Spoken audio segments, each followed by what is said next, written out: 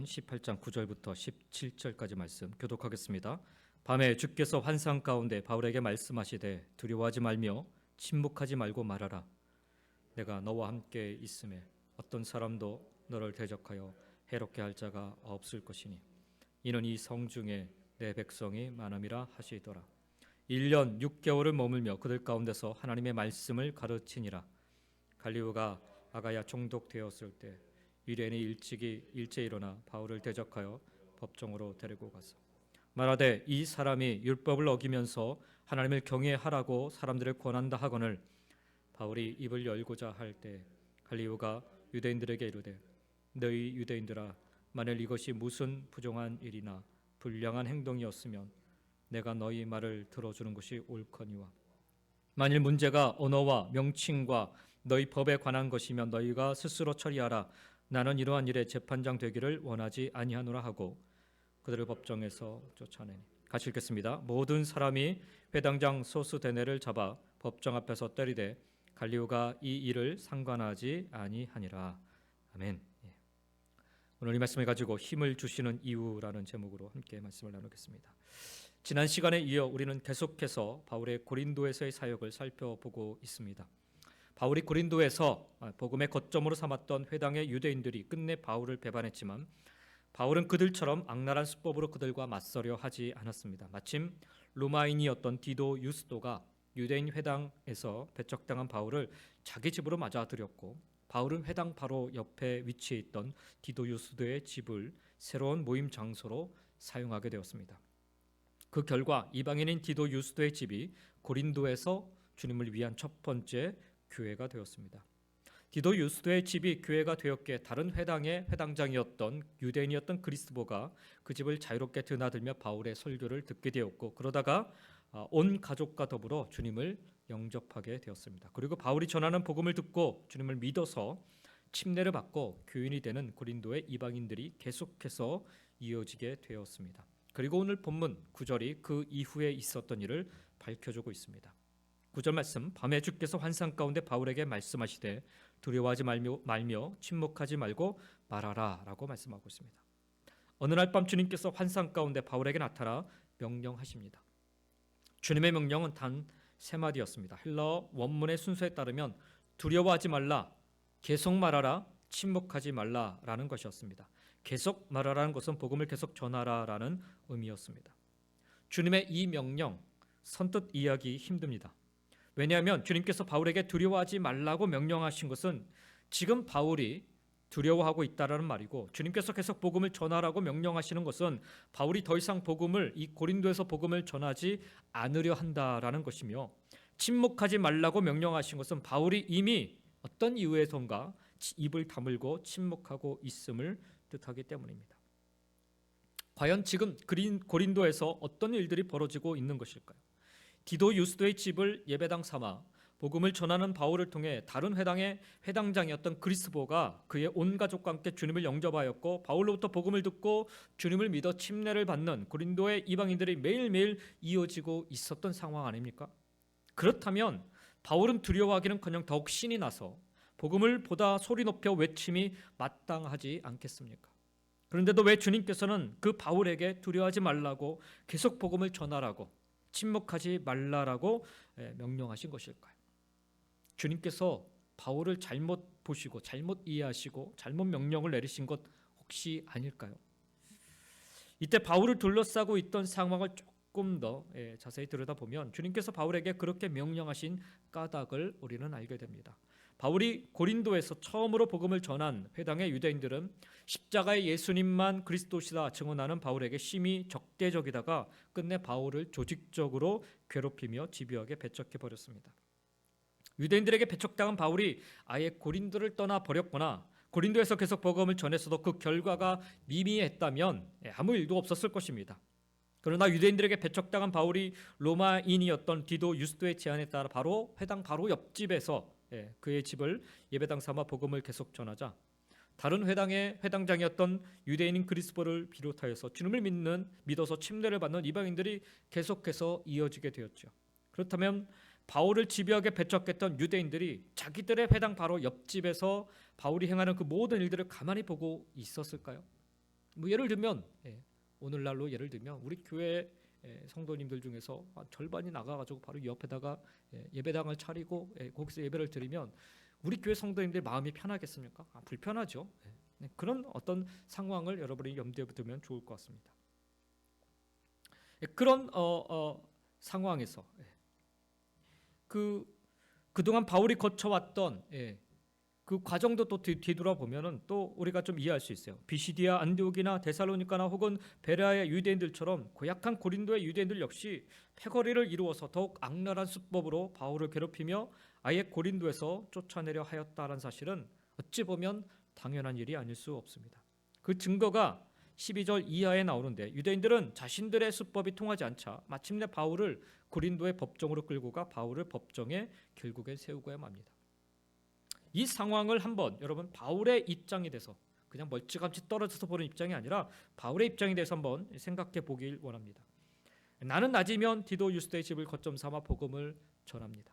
내가 전하는 복음을 듣고 주님을 영접하여 침례를 받는 이방인들이 날마다 이어지고 있습니다. 그 이방인들을 볼 때마다 내 속에서는 새로운 힘이 솟습니다. 그러나 그와 정비례하여 유대인들은 더욱 악랄하게 나를 괴롭히며 나에게 더욱 몹쓸 짓을 자행합니다. 똑같은 유대인들로부터 날이 갈수록 더 심한 수모를 매일 당하다 보니 이제는 버티는데도 한계가 온 것 같습니다. 해가 저물어 숙소인 아굴라의 집으로 돌아가자 온몸에서 힘이 빠지며 나 자신이 속에서부터 무너져 내리는 것 같습니다. 오늘도 악랄하게 나를 괴롭히던 험상궂은 유대인들의 얼굴을 떠올리자 갑자기 까닭 모를 두려움이 나를 엄습합니다. 그래서 나는 이제 고린도에서는 더 이상 복음을 전하지 않으리라고, 고린도를 떠나기까지는 차라리 침묵하리라고 다짐을 합니다. 이것이 2000년 전 고린도의 그날 밤 바울이 처한 처지였습니다. 그리고 바로 그날 밤 주님께서 바울에게 친히 나타나 명령하십니다. 두려워하지 말라. 계속 복음을 전하라. 침묵하지 말라라는 말씀입니다. 바울이 그 시점에서 고린도를 떠난다라고 하는 것은 주님의 뜻이 아니었던 것입니다. 여러 가지 상황을 보면 야 이거 안 되겠는데 이쯤에서는 좀 접고 내가 이제 다른 데로 가야 되겠다. 얼마든지 그렇게 생각할 수 있지 않습니까? 그런데 그거는 사도 바울의 마음인 거죠. 사도 바울이 생각하는 그 마음이지 우리 주님의 마음, 하나님의 마음은 아니라는 거예요. 11절에 보니까 1년 6개월을 머물며 그들 가운데서 하나님의 말씀을 가르치니라라고 말씀하고 있습니다. 주님의 뜻은, 하나님의 뜻은 바울이 고린도에서 좀 더 긴 시간을 머물며 복음을 전하는 것이었습니다. 비록 저항도 많고 핍박도 있고 여러 가지 상황이 좋지 않아도. 그래서 주님께서 그날 밤 까닭 없는 두려움에 사로잡혀 고린도에서 복음 증거를 접으려 하는 바울에게 친히 나타나셔서 두려워하지 말라. 계속 복음을 전하라. 침묵하지 말라라고 명령하신 것입니다. 그렇지만 주님께서 바울에게 그렇게만 명령하신 게 아니라 주님께서는 만약 그렇게만 명령하셨다면 바울은 다른 곳을 찾아가서도 어느 날 밤 또다시 두려움으로 주님의 뜻과 상반되는 길을 모색하려 했을 것입니다. 주님께서 바울에게 10절에 보니까 계속해서 이런 말씀을 하시죠. 내가 너와 함께 있음에 어떤 사람도 너를 대적하여 해롭게 할 자가 없을 것이니 이는 이 성중에 내 백성이 많음이라 하시더라 말씀합니다. 여기 보면 우리 한글 성경과는 다르게 헬라어를 보면요, 이 주어의 성과 수에 따라 동사의 어미가 바뀌어요. 헬라어는. 근데 일반적으로 해서 주어는 생략을 합니다. 동사만 보고 이게 누가 주어인지를 알 수 있는 거죠. 근데 오늘 본문 헬라 원문을 보면요, 주어가 그냥 딱하니 나와 있어요. 그 주어가 뭐냐면 우리 주님께서 1인칭 주어를 사용해서 분명히 사도 바울에게 말씀하고 있습니다. 자기 당신을, 주님이 당신을 강조하시기 위함입니다. 그리고 주님의 말씀은 여기 보면 10절에 보면 그냥 내가 너와 함께 있으며라고 하는데 사실 그 앞에 헬라어로 디오티라는 단어로 시작하고 있습니다. 이게 뭐냐면 이유를 나타내는 말입니다. 즉 주님께서 바울에게 이렇게 말씀하신 것입니다. 바울아 두려워하지 말거라. 계속 복음을 전해라. 침묵하지 마라. 왜냐하면 내가 너의 그리스도인인 내가 너와 함께 있기 때문이다 라고 말씀하는 거예요. 죽음을 깨트리시고 영원히 부활하신 성자 하나님이신 주님께서 함께 하신다면, 친히 함께 하신다면 이 세상에서 두려워할 것이 무엇이며 넘지 못할 장애물들이 대체 무엇이겠습니까? 바로 그 주님의 그 음성을 들은 바울은, 그 말씀을 들은 바울은 주님께서 자신과 함께 계심을 새삼스럽게 확인시켜 주신 주님의 은혜에 감사하면서 감격의 눈물을 흘리지 않았겠는지요. 그리고는 다시금 힘을 얻지 않았을까요? 사실 바울이 그날 밤 잠시 두려움에 사로잡힌 것은 자신을 둘러싸고 있는 고통스러운 문제만 보았기 때문일 것입니다. 그래서 주님께서 바울에게 나타나셔서 내가 너와 함께 있다라고 친히 확인시켜 주심으로 주님께서 뜻하신 기간 동안 바울이 고린도에서 복음의 증인으로 남아 있게 하셨습니다. 그 이유는 이 고린도 성중 안에는 주님을 따르는, 주님을 믿어야 될 많은 백성들, 내 백성, 하나님의 백성들이 많았기 때문이라고 밝히고 있습니다. 고린도에서는 주님께서 바울을 도구 삼아 앞으로도 구원해 내야 할 주님의 백성들이 여전히 많았기 때문이었습니다. 그러나 주님께서 바울에게 내가 너와 함께 있음에 어떤 사람도 너를 대적하여 해롭게 할 자가 없을 것이라 이렇게 말씀하신 것은 앞으로는 유대인들이 바울을 다시는 괴롭히지 않을 것이라는 말씀이 아니지요. 유대인들이 계속해서 바울을 악랄하게 괴롭힐지라도 바울이 결코 꺾어지지 않게끔 우리 주님께서 바울을 붙잡아 주실 것이요, 그 모든 상황을 통해 인간이 상상할 수 없는 주님의 뜻이 반드시 이루어질 것이라는 의미였습니다.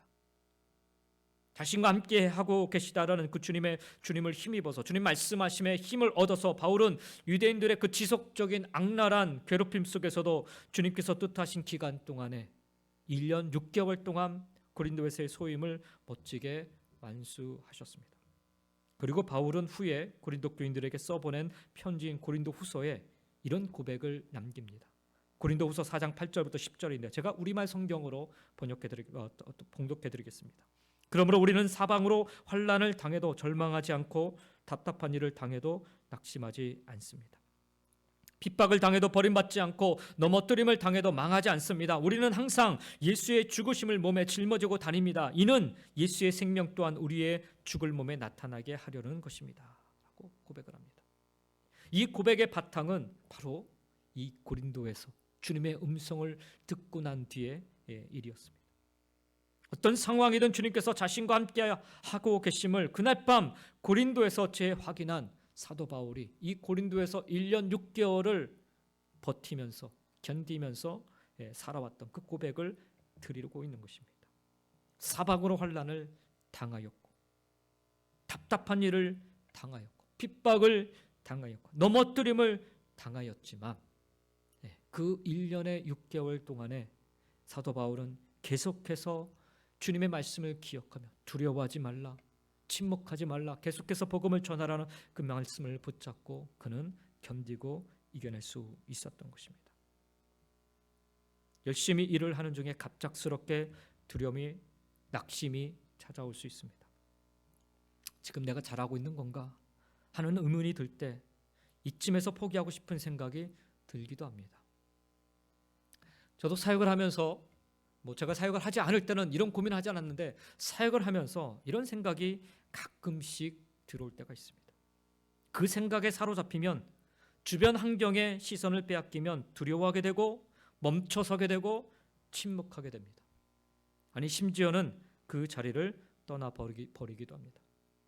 그래서 내게 두려움이 찾아올 때, 낙심과 절망과 포기하려는 마음이 찾아올 때 내 생각이 아닌 하나님의 생각 앞으로 나아가야 합니다.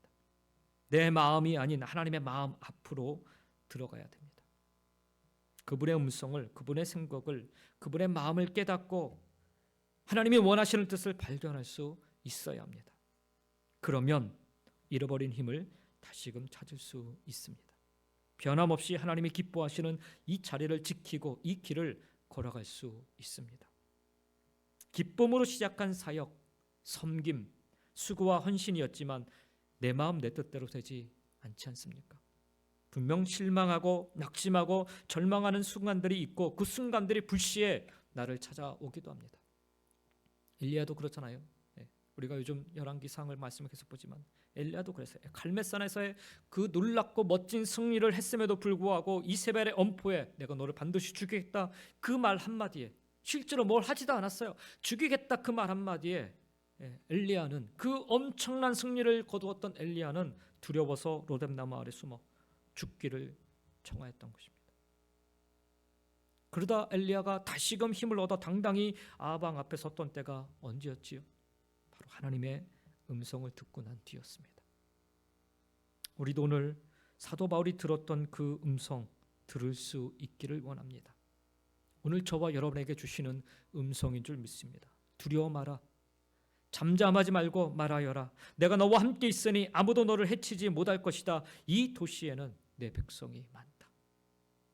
그래서 바울이 이곳 고린도에서 1년 반 동안 머물면서 그들에게 하나님의 말씀을 가르쳤듯 오늘 우리에게도 힘을 주시는 그 하나님의 음성을 들으심으로 우리가 있어야 할 자리를 굳게 지키며 주를 위한, 하나님 나라를 위한 섬김과 사랑과 수고를 아끼지 않는 삶 계속해서 살아갈 수 있기를 예수님의 이름으로 간절히 축원드립니다. 자, 이렇게 바울에게 힘을 주신 이유가 무엇일까요? 단순히 두려워하고 있기 때문일까요?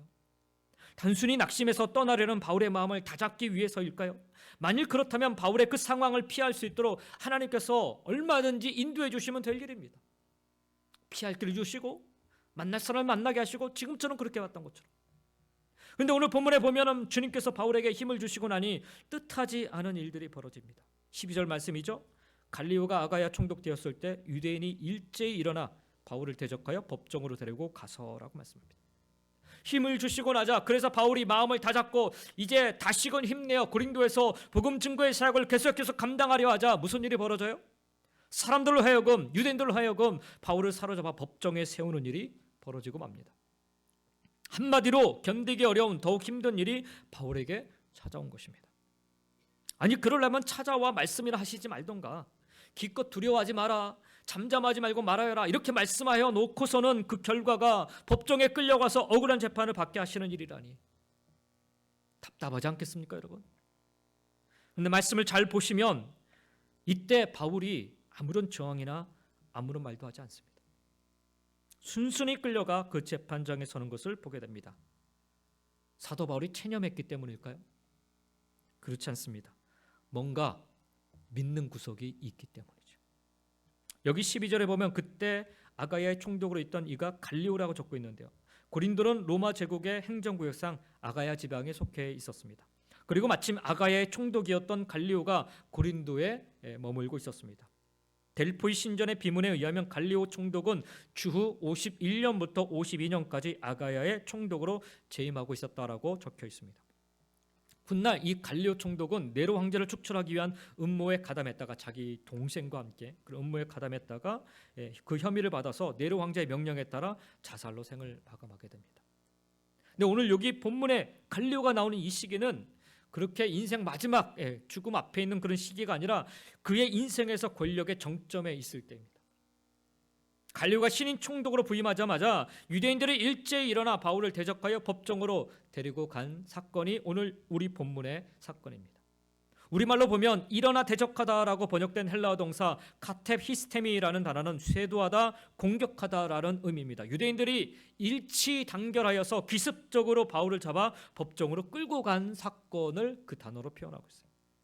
그리고 그 주동자는 17절에 밝혀지고 있는 것처럼 소스데네라는 사람이었습니다. 이 소스데네, 바울이 복음을 전했던 처음 그 회당의 회당장으로서 유대인들을 선동해서 바울을 집요하게 배척하고 괴롭혀 온 주동자였습니다. 그가 신임 총독 갈리오가 부임하자마자 그 시기에 맞춰서 자신을 추종하는 유대인들을 일제히 동원하여서 바울을 기습적으로 붙잡아 법정으로 끌고 간 것이었습니다.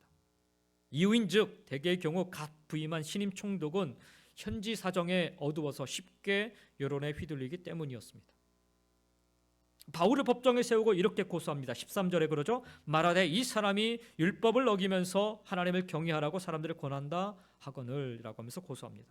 회당장 소스데네와 그의 추종자들의 고발 내용은 바울이 율법을 어기면서 하나님을 경외하라고 사람들을 선동한다라는 것입니다. 우리말로 여기 말하되라고 번역된 헬라어 동사 레고가 원문에 보면 분사 현재형으로 기록되는데 이 분사 현재형이 뜻하고 있는 것은 이 고발하는 내용을 반복적으로 지금 외치고 있다는 얘기예요. 유대인들이 동일한 고발 내용을 반복적으로 여기저기서 계속해서 외치고 있다는 사도 빌라도 앞에서 유대인들이 예수님을 십자가에 못 박아라 그렇게 외치는 것과 똑같은 내용들을 지금 여기서 하고 있는 것입니다. 근데 여기 보면 율법을 어겼다라는데 사실 이 율법이라 번역된 헬라어 단어 노모스인데 이 율법으로 번역하기는 조금 말이 안 되는 그런 단어입니다. 사실 율법이라기보다는 그냥 일반 법을 뜻하는 말이기 때문에 그렇습니다. 그래서 로마법을 의미한다고 보는 것이 훨씬 더 적합할 것 같습니다. 그래서 새 번역 성경에 보면은 이 말씀을 이렇게 번역하고 있어요. 이 사람은 법을 어기고 하나님을 공경하라고 사람들을 선동하고 있습니다라고 말하고 있습니다. 회당장 소스데네라는 사람은 유대인들을 동원하여서 바울이 유대인의 율법을 어겼다고 고발한 것이 아니라 그가 로마 제국의 국법을 어겼다라고 지금 고발하고 있는 것입니다. 당시 로마 제국 내에는 로마 제국이 허용한 종교만 포교 활동할 수 있도록 그렇게 허락해 놓은 상태입니다. 그러므로 소스데네는 바울이 로마법을 어기고 불법적인 사이비 종교를 포교하고 선량한 사람들을 선동하면서 사회를 오히려 문란케 한다, 이런 식으로 바로 지금 고발하고 있는 것입니다. 다시 말해 하나님에 대한 신앙 문제를 로마법과 관련된 사회 정치 문제로 바꿔서 바울을 고발하고 있는 것입니다. 한국에 지금 최상병 해병대 사건이 지금 아주 시끄럽지 않습니까? 사실 한 젊은 청년이 군대에서 부당한 그 명령에 의해서 죽은 거예요. 그 죽음을 밝히면 되는 건데 이거를 지금 한국 사회에서는 정치 문제로 지금 이거 끌고 가고 있어요. 똑같은 거예요. 지금 사도 바울이 지금 무엇을 했는지 그것을 가지고서 사도 바울이 복음을 전한 걸 가지고 정치 문제로 끌고 와서 사회 문제로 끌고 와서 지금 법정에 세우고 있는 것입니다. 유대교 지도자들이 예수님을 십자가에 못 박아 죽일 수 있었던 것도 예수님을 정치범으로 몰았기 때문에 그래요. 그런 의미에서 회당장 소스데네는 아주 교활한 사람이었어요.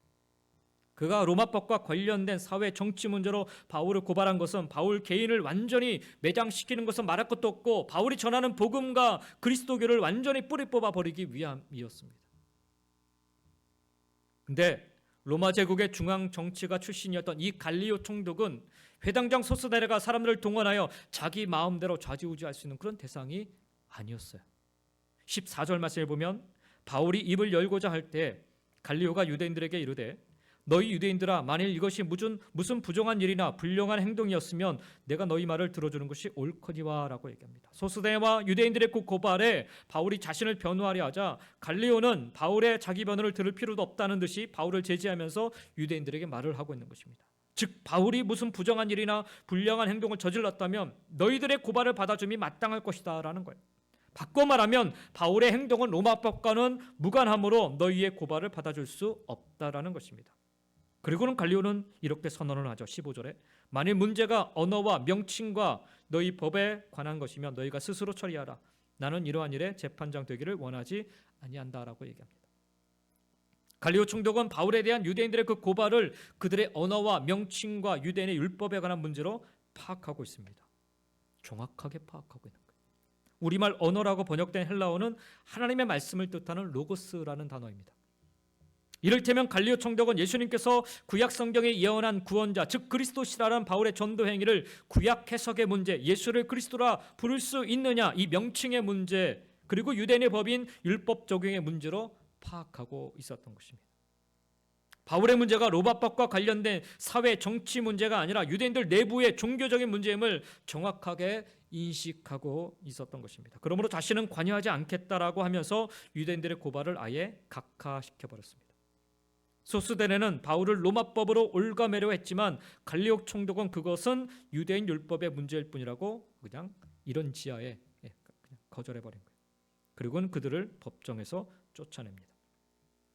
갈리오 총독이 바울을 고발한 이 유대인들을 법정에서 쫓아내었다라고 하는 것은요, 갈리오 총독이 바울에 대한 고발을 각하했음에도 불구하고 회당장 소스데네를 비롯한 유대인들이 그 판정에 굴복하지 않고 승복하지 않고 계속해서 시위하듯 계속 소란을 피웠다라는 의미입니다. 그래서 총독은 즉각 경비병들을 시켜서 유대인들을 그 법정에서 쫓아내버린 것입니다. 그와 동시에 전혀 상상하지 못한 일들이 벌어집니다. 17절 말씀 보십시오. 모든 사람이 회당장 소스데네를 잡아 법정 앞에서 때리되 갈리오가 이 일을 상관하지 아니하리라 말씀입니다. 오늘 본문에 보면 모든 사람을 법정에 참관했던 모든 사람은 이 법정에 참관했던 고린도 시민들을 일컫습니다. 그 당시 법정은 누구나 참관할 수 있는 그런 공개적인 장소였어요. 회당장 소스데네를 비롯한 유대인들이 패거리를 이뤄서 바울을 법정으로 끌고 와서 이구동성으로 소리치며 갈리오 총독에게 바울을 고발하자 지나가던 고린도 시민들이 야, 이게 무슨 일인가 하면서 하필 법정에 몰려들었던 것이죠. 그들은 유대인들에게 죄수처럼 끌려온, 전혀 죄수처럼 보이지 않는 아주 몰골이 그 연약한 그런 바울을 보았고, 유대인들이 그 연약한 바울을 악랄하게 고발하는 내용도 들었으며 총독이 그들의 고발을 각하하는 장면을 목격하였습니다. 그런데도 유대인들은 갈리오 총독의 각하를 받아들이지 않고 마치 시위하듯 갈리오 총독 앞에서 계속 소란을 피우는 것이었습니다. 그 자리에 있던 고린도 시민들은 그와 같은 유대인들의 이 악랄하고 무리한 행동을 보면서 분노를 느꼈던 거예요. 분노. 그들은 갈리오 총독이 유대인들을 법정에서 쫓아내기가 무섭게 야, 이 사람들을 그냥 냈다가는 고린도가 아주 시끄럽게 되겠구나 라고 해서 그 유대인의 총지휘자였던 가장 악랄하게 고소를 했던 회당장 소스데네를 붙잡아서 그 법정 앞에서 때린 거예요. 우리말로 때렸는데 때리다라고 번역을 했는데 헬라어 동사를 보면은 이 십토라는 단어인데요. 이게 어떻게 때리는 거냐? 몽둥이로 막 때리거나 주먹으로 치는 그런 의미를 내포하고 있습니다. 고린도 시민들이 법정 바깥으로 나온 소스데네를 그냥 지나치면서 툭툭 치고 간 게 아니라 그냥 몰아놓고 그냥 몽둥이로 막 그냥 엄청나게 때려버려요. 발로 막 차고 집단 폭행을 가한 것입니다. 왜 이런 일이 일어났는가? 그것도 법정 앞에서. 오늘 사건이 일어나기 바로 2년 전에 로마에서 그 유대인들끼리의 그 폭동이 일어났지 않습니까? 그래서 유대인들을 다 추방시켰어요. 그래서 브리스길라와 아굴라가 이 고린도로 온 거 아닙니까? 그 사건이 2년 전이에요. 불과 2년 전입니다. 그러니까 아직도 그때 그 소요를 로마인들은 기억을 하고 있는 거죠. 여기서 이렇게 납뒀다가는 이거 큰일 나겠다 싶어서 그냥 초장에 그냥 밟아버리자 해서 로마 사람들이 고린도에 있던 로마 사람들이 그냥 그 소스데네를 비롯해서 소스데네를 그렇게 짓밟은 거였습니다. 고린도 시민들 보기에도 이 사람이 잘못했다가는 엄청난 소요를 일으켰다. 이런 악랄한 그런 모습을 봤기 때문일 것입니다. 바울의 복음 전도를 로마법을 위반한 정치 문제로 몰아 바울을 완전히 매장시키려 했던 소스데네의 그 계책은 뜻밖에도 자기 자신이 로마 시민들에게 집단 폭행을 당하는 것으로 끝나버렸어요. 그리고 역설적이게도 그것으로 인해서 바울은 남은 기간 동안 고린도에서 어떤 누구의 제지도 받지 않고 자유롭게 복음을 전할 수 있게 되었습니다. 놀라운 사실은 갈리오 총독이 보는 앞에서 이 소스데네가 고린도 시민들에게 집단 폭행을 당하고 있는데도 갈리오 총독이요 소스데네를 구해 주려 하지 않았다는 거예요. 더욱 충격적인 사실은 소스데네의 그 사주를 받아서 바울을 기습적으로 붙잡아 법정으로 끌고 가서 고발했던 유대인들마저도 고린도 시민들에게 집단 폭행을 당하던 이 소스데네를 방관하고 있었어요. 잘못하면 자기들도 이렇게 맞아 죽을 것 같으니까. 조금 전까지 기세등등했던 소스데네는 아무도 도와주지 않는 가운데 분노한 고린도 시민들로부터 단신으로 홀로 집단 폭행을 당한 것입니다. 바울을 악랄하게 괴롭혔던 소스데네에 대한 하나님의 엄정하고 위험스러운 심판이었던 것입니다. 우리는 오늘 본문을 통해 두 가지 사실을 깨달을 수 있습니다. 한 가지는 우리가 지치고 힘들어 포기하고 싶어 할 때 우리 주님은 어떠한 방식으로든 우리를 위로하시고 힘을 주시는 분이시라는 사실입니다. 그리고 또 한 가지는 주님이 주시는 위로와 힘은 당장의 상황을 바꾸지는 못하지만 그 상황을 능히 이기도록 견디도록 역사하신다라는 사실입니다. 그리고 결과적으로 하나님의 선함이 이김을 우리로 하여금 보게 하신다라는 거예요. 사랑하는 성도 여러분, 오늘도 우리에게 힘을 주시는 신실하신 하나님을 바라보시기 바랍니다. 그리고 그분만 의지하시기 바랍니다. 하나님의 선하심은 항상 옳습니다. 그래서 항상 선한 결과를 이루십니다. 선하신 하나님을 끝까지 믿고 살아가시기를 주의 이름으로 간절히 축원드립니다. 바울에게 그 밤에 나타나 힘을 주신 이유는 그가 낙심하고 지쳐 있기 때문이었을 것입니다. 그러나 그게 다가 아니지요. 우리 주님은 그에게 힘을 주심으로 앞으로 감당할 급작스런 고난을 잘 견뎌 이기기를 바라셨기 때문입니다. 저와 여러분도 마찬가지예요. 은혜 받을 만할 때 우리는 은혜를 받아야 돼요. 왜? 주님 앞에 서는 그날 바로 그 전에 우리는 엄청난 시험을 당해야 되기 때문이죠. 그 시련과 시험을 통과해야 한다라는 사실이에요. 무슨 힘으로 이겨나가겠습니까? 어떤 능력으로 그 어려움을 견디시겠습니까? 은혜 없이는 불가능해요. 하나님 주시는 힘을 경험하지 못하고서는 이길 수가 없는 거죠. 어쩌면 사도 바울이 그날 밤에 주님의 그 음성을 듣지 못했다면 그도 역시 여기서는 더 이상 안 되겠다고 손 털고 그냥 떠나버렸을지 모릅니다. 우리에게 힘을 주심은 앞으로 감당할 그 어떤 환난과 고난 속에서 잘 견뎌 이기기를 바라시는 하나님의 마음인 줄 믿습니다. 바울은 재판장에 끌려가는 내내 아무런 말도 하지 않았어요. 하나님의 신실하심과 선하심을 믿었기 때문입니다. 이게 하나님의 음성을 들은 자와 듣지 않는 자의 차이입니다. 듣지 못하면 상황이 막 바뀌어가는데도 두려워서 막 이리저리 왔다 갔다 해요. 근데 하나님의 음성을 들은 자는요, 그 어떤 상황이 막 와도 흔들리지 않고 그냥 뚜벅뚜벅 원래 가야 될 길을 가게 되는 거예요. 그 신실하심과 선하심을 믿을 수 있기를 원합니다. 그리고 사도 바울의 그 믿음대로 하나님은 전세를 역전시켜서 오히려 법정에 끌려가 선 이 일로 인해서 고린도에서 마음껏 복음을 전할 수 있도록 역사해 주셨습니다. 그게 1년 반을 그렇게 할 수 있었던 거예요. 그리고 자신을 고발했던 소스데네가 법정 밖에서 그토록 무자비한 폭행을 당하는 모습을 통해서 하나님이 말씀하신 자신을 지지하고 믿어주는 이들이 곳곳에 있음을 알게 해 주셨습니다. 이와 같은 역사가 오늘 우리들에게도 준비되어 있는 줄 믿습니다. 선하시고 신실하신 하나님, 우리 주님의 음성을 들으며 오늘도 힘을 얻으시기 바랍니다. 그리고 어려움을 견디고 이기며 그 은혜 가운데, 그 축복 가운데 살아가시기를 예수님의 이름으로 간절히 축원드립니다. 기도하겠습니다.